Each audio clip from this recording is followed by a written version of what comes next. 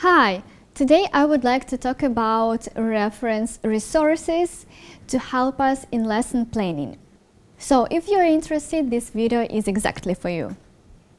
My name is Tetyana Skrypkina and you're watching my YouTube channel for foreign language teachers. So if you're new here, you may consider to subscribe in order not to miss new videos, which I upload every Monday and Thursday. Reference resources are all sources of information about language and about teaching that we can refer to for help when we plan our lesson. Now I'm going to give you some examples of them and also comments and illustrate some of them which I personally use. For example, you would like to check the form and grammatical structures. You may use grammar books. You should keep in mind that there are different grammar books, the ones which are written for teachers and the ones which are written for students. My favorite one, which is written for teachers, is by Michael Swan, Practical English Usage.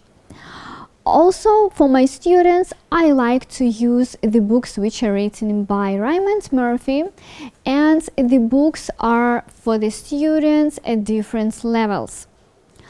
In his book, you may find that on one page there are rules, and on the other page there are exercises.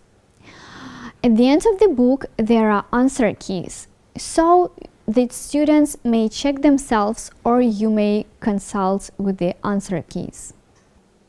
If you're looking for new approaches or activities to use besides your main course book, you may look for activities which are online. For example, I like using the website which is busyteacher.org, or my favorite book is 700 Classroom Activities. There are 700 activities for grammar, vocabulary, pronunciation, for reading, for writing, for everything you want to have and your students to be able to do. So I highly recommend you this very book. I will write down all the names and the authors of the books in the description of that video. Or if you would like to check pronunciation or spelling of a lexical item, it is a good idea to use a dictionary.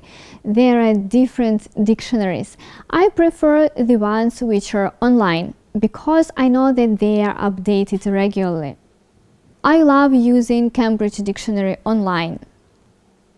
Also, there are bilingual dictionaries which are with translation, and some students or teachers may find them more useful than monolingual dictionaries, which are only in English with English explanation.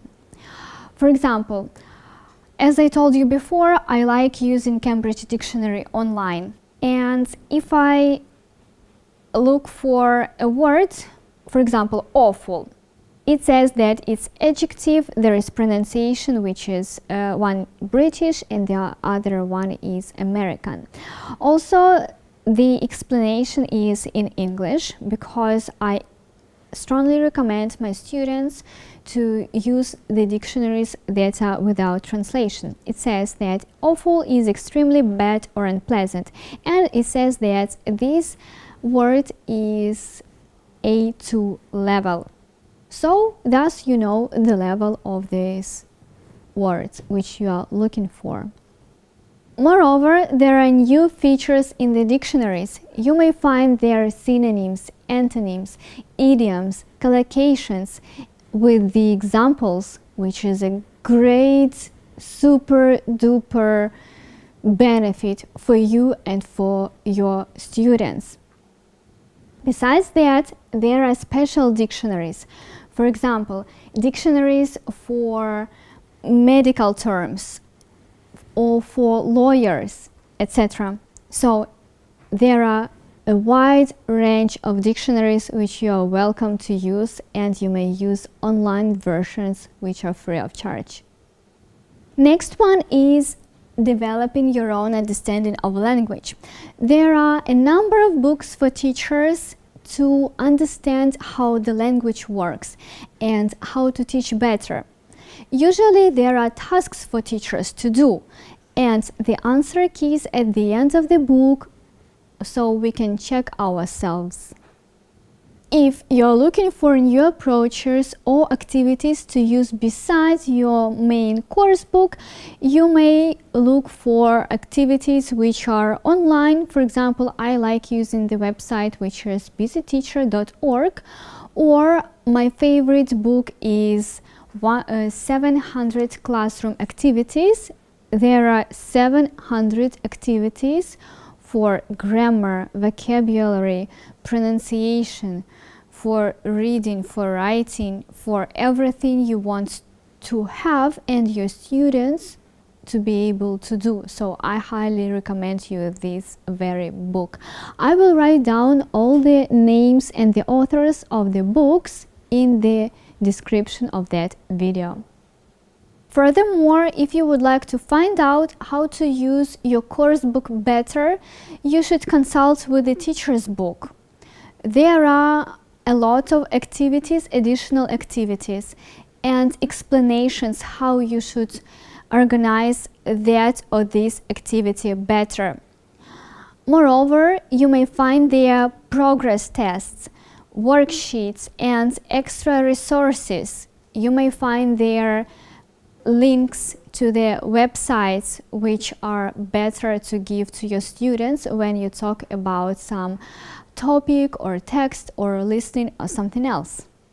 And the last one, you may consult with your colleagues who have already taught at the same level or used the same teaching materials or techniques which you are going to use, and they will give you information and share their own experience, maybe some good experience and not good experience from which you will definitely benefit.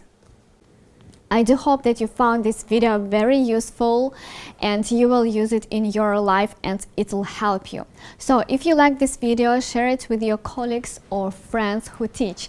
Also remember to like it and to subscribe and leave a comment what do you think about it. See you later, alligators!